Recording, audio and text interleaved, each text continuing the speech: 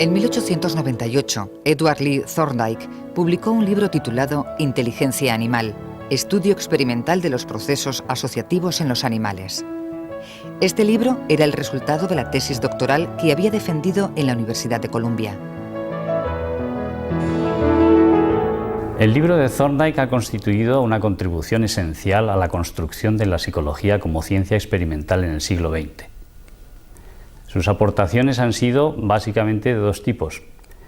Una tiene que ver con el objeto y los métodos de la psicología, y la otra, que es la que nos interesa más aquí, se refiere a la formulación de las leyes o principios del comportamiento.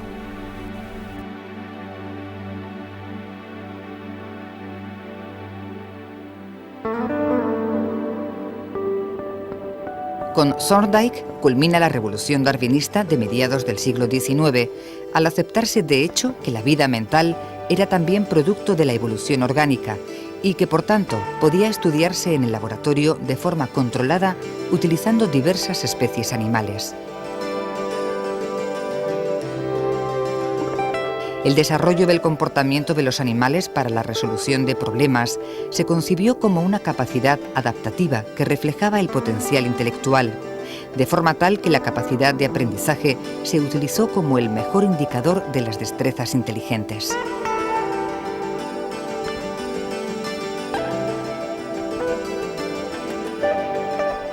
Los experimentos más conocidos de Thorndike consistían en encerrar a gatos hambrientos en una caja diseñada al efecto, depositando la comida fuera de la caja y a la vista del animal. El gato realizaba entonces multitud de movimientos desordenados hasta que conseguía desactivar el cierre de la puerta y quedar libre. En sucesivas ocasiones, el gato iba eliminando progresivamente las acciones inútiles para realizar tan solo aquellas que le permitían salir.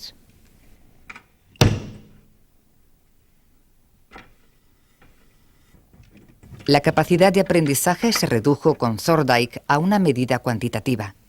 La disminución del tiempo desde que el animal era introducido en la caja hasta que se registraba la respuesta eficaz de accionar el mecanismo para poder escapar.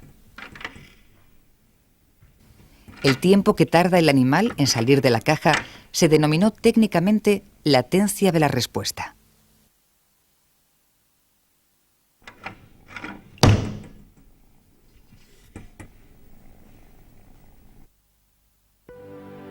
Basándose en resultados como estos, Thorndike formuló varias leyes para explicar el comportamiento.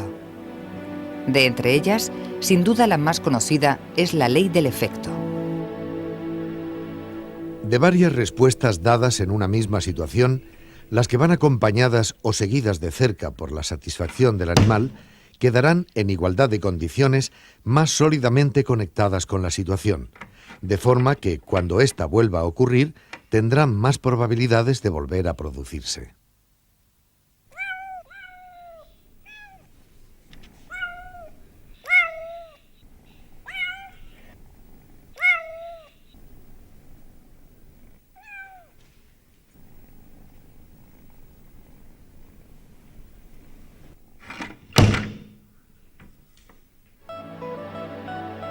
Thorndike formuló la ley del efecto en términos empíricos y teóricos que conviene distinguir. Pensó, por una parte, que las acciones tienen efectos sobre el ambiente y que este cambio ambiental actúa de forma retroactiva sobre la conducta. Si las consecuencias son negativas, la conducta tenderá a disminuir.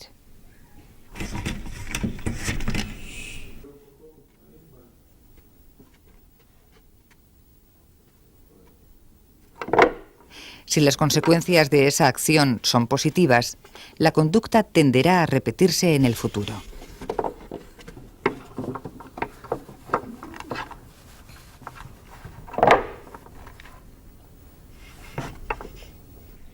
Como vemos, la conducta se define en términos de sus consecuencias y las consecuencias se definen por su efecto sobre la conducta.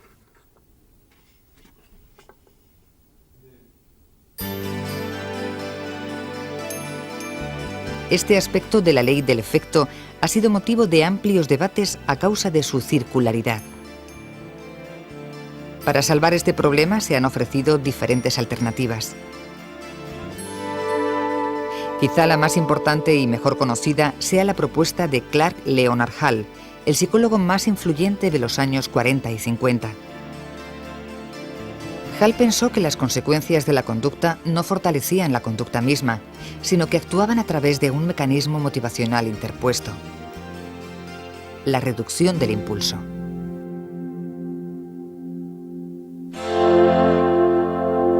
El impulso o necesidad es el motor de la conducta.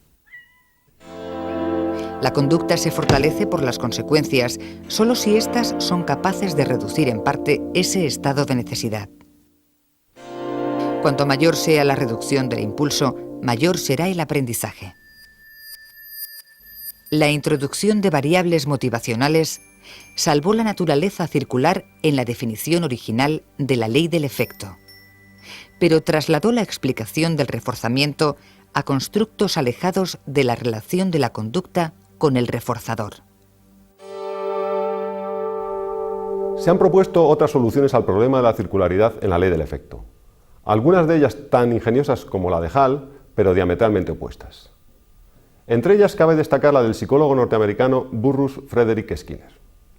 Lejos de admitir que la circularidad es un problema en la formulación de leyes del comportamiento, Skinner defendió la idea de que las leyes psicológicas deberían todas encerrar algún tipo de circularidad. Skinner concibió la conducta operante como una conducta emitida de forma voluntaria por los organismos y con efectos sobre el ambiente, en una línea muy parecida a la de Thorndike. Por definición, la conducta operante debe ser modificable por sus consecuencias, de modo que, si no lo fuera, no podría considerarse como conducta operante. Así, las conductas que no son modificables por sus consecuencias no pueden considerarse sujetas a la ley del efecto. Con ello se salva su carácter de ley general y el problema se traslada a la selección de las conductas adecuadas. El análisis skinneriano, sin embargo, no permite saber de antemano qué conductas pueden ser modificadas y cuáles no.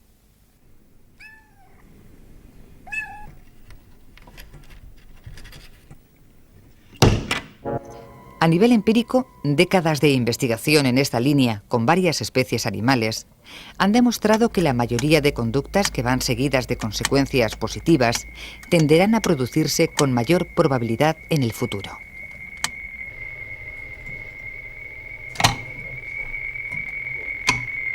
Esto llevó a considerar que la ley del efecto podría ser una herramienta poderosa para enseñar cualquier conducta. ¿O hay alguna conducta que no sea modificable por sus consecuencias? A comienzos de la década de los 60, el matrimonio formado por los psicólogos Keller y Marian Breland, que habían trabajado junto a Skinner en la Universidad de Harvard, decidió entrenar a diferentes animales para realizar comportamientos poco habituales con el fin de emplearlos en demostraciones circenses. Los Breland entrenaron a un cerdo a coger una moneda y depositarla en una hucha con forma de cerdito. A cambio, los animales recibían una pequeña cantidad de comida. Los cerdos en principio aprendieron bien este comportamiento, pero a medida que progresó el entrenamiento, su conducta se volvió relativamente más absurda. Lejos de coger la moneda y depositarla en la hucha, los cerdos escarbaban con la moneda en el suelo. Por tanto, dejaban de recibir el alimento. Este comportamiento desadaptativo persistió en el tiempo. La ley del efecto parecía que no era aplicable a cualquier conducta elegida arbitrariamente.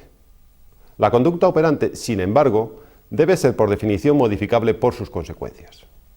Si una conducta no lo es, no puede conceptualizarse como una operante y por tanto sujeta a la ley del efecto. Este fue el razonamiento seguido por Skinner. ¿Cómo saber de antemano que una conducta es una operante? La respuesta puede encontrarse en los desarrollos que a partir de los años 60 realizaron algunos autores que simpatizaban con la propuesta genérica skinneriana.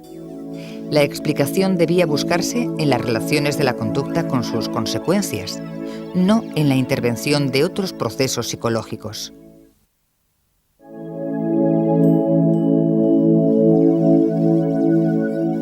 David Premack propuso un principio de reforzamiento que puede quedar enunciado así. Dadas dos conductas en un procedimiento de condicionamiento operante, la conducta más probable reforzará a la conducta menos probable. La conducta menos probable no reforzará a la conducta más probable.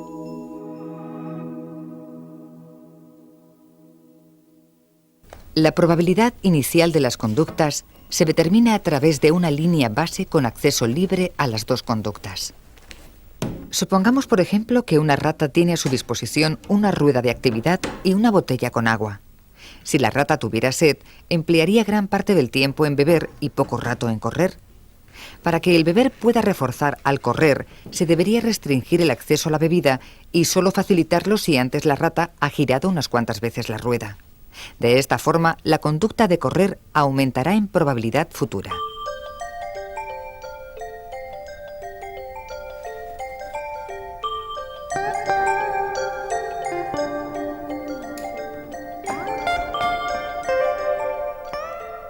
Para Premack, por tanto, el correr nunca podría reforzar al beber. La variable crítica sería entonces la jerarquía de preferencias de los sujetos. Otros investigadores, en cambio, han señalado que es el restringir la oportunidad de realizar una actividad lo que determina que esa actividad pueda convertirse en reforzadora.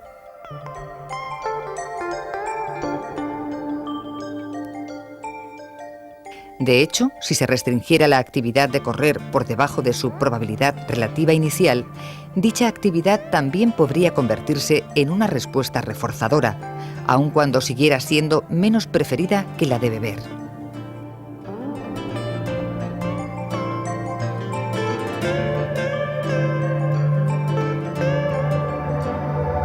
Para que un evento actúe como un reforzador eficaz, lo único que tendríamos que hacer es restringir su ocurrencia y hacerlo contingente con la respuesta instrumental. De esta manera observamos que un reforzador no tendría por qué ser una estimulación ambiental, también podría ser la emisión de un comportamiento, que actuaría directamente fortaleciendo la respuesta instrumental. Este conjunto de ideas, que podríamos denominar de regulación conductual, se basan principalmente en el hecho de que los reforzadores no poseen una serie de características intrínsecas que los definan como tales. Además del componente empírico que hemos venido tratando hasta ahora, también podemos identificar en la formulación de Thorndike de la ley del efecto un componente teórico que ha dado lugar a numerosos debates a lo largo de los años referidos a los mecanismos de asociación. Para Thorndike, las consecuencias reforzantes actúan fortaleciendo las conexiones entre la situación y la respuesta. Thorndike concebía la conducta como meramente refleja de la situación ambiental, muy en consonancia con las interpretaciones de la época. Esta aproximación representa adecuadamente la psicología que se ha venido a conocer como psicología estímulo-respuesta. El planteamiento de Thorndike se ha comparado con el funcionamiento de una centralita telefónica. Esta debería funcionar de la siguiente manera. Cuando se reciba una llamada, se deberían activar varias extensiones telefónicas al mismo tiempo, y aquella que encontrase un interlocutor se activaría con mayor probabilidad en el futuro.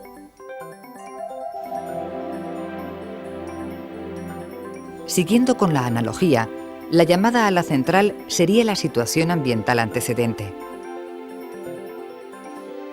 Las diferentes llamadas a las extensiones se corresponderían con los repertorios de comportamiento del organismo en cuestión. Y el descolgar el auricular y atender la llamada, el reforzador.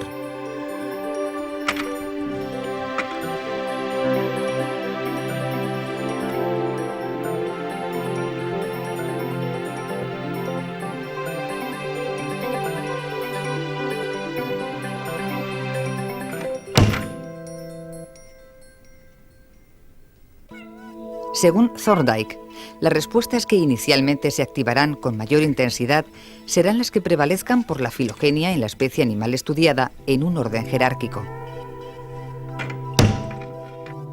Esta prevalencia puede ser modificada por la experiencia a través de la historia ontogenética de reforzamiento.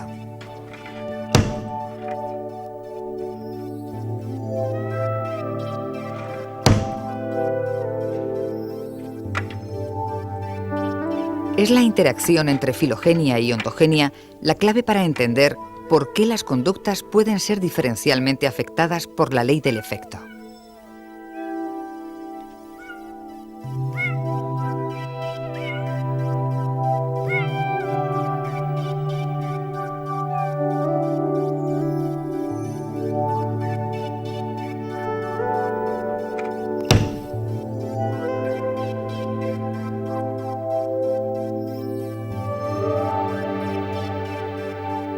El planteamiento relativamente reflexológico de Thorndike no fue compartido por Skinner. Para ejemplificar esta discrepancia, supongamos una situación experimental en la que en presencia de un sonido las presiones a una palanca eran reforzadas con comida azucarada. Si posteriormente esta comida azucarada se empareja con un malestar gástrico inducido por una inyección de cloruro de litio, encontraremos que los animales dejan de consumir esta comida azucarada. Pero ¿qué sucede si los animales son de nuevo llevados a la situación experimental con el sonido y la palanca? Los resultados normalmente indican que se producen menos presiones a la palanca que antes del tratamiento de devaluación del reforzador. Estos resultados no pueden ser explicados desde una perspectiva teórica estímulo-respuesta como la de Thorndike. Para Skinner, sin embargo, el ambiente no provoca la respuesta, sino que más bien es la ocasión, indica la ocasión en la que una conducta llevará a consecuencias reforzantes. Por tanto, podríamos decir que el mecanismo teórico implicado en la ley del efecto es el aprendizaje de relaciones entre la conducta y sus consecuencias, es decir, un mecanismo respuesta-consecuencias que sí explicaría los resultados obtenidos por devaluación del reforzador. Formulada por primera vez hace más de 100 años, la ley del efecto se ha mantenido desde entonces como uno de los principios fundamentales de la teoría del aprendizaje. Como tal, ha suscitado una gran atención que la ha convertido en el centro de innumerables controversias, pero al mismo tiempo ha generado una cantidad ingente de investigación teórica y experimental. La idea de poder modelar la conducta por medio de recompensas o refuerzos, por otra parte, ha hecho de la ley del efecto un principio extraordinariamente sugestivo desde un punto de vista práctico y ha propiciado su utilización en entornos educativos, clínicos y laborales, entre otros muchos que, desde la farmacología a la microeconomía, han llegado a trascender con mucho el ámbito disciplinar estricto de la ciencia psicológica.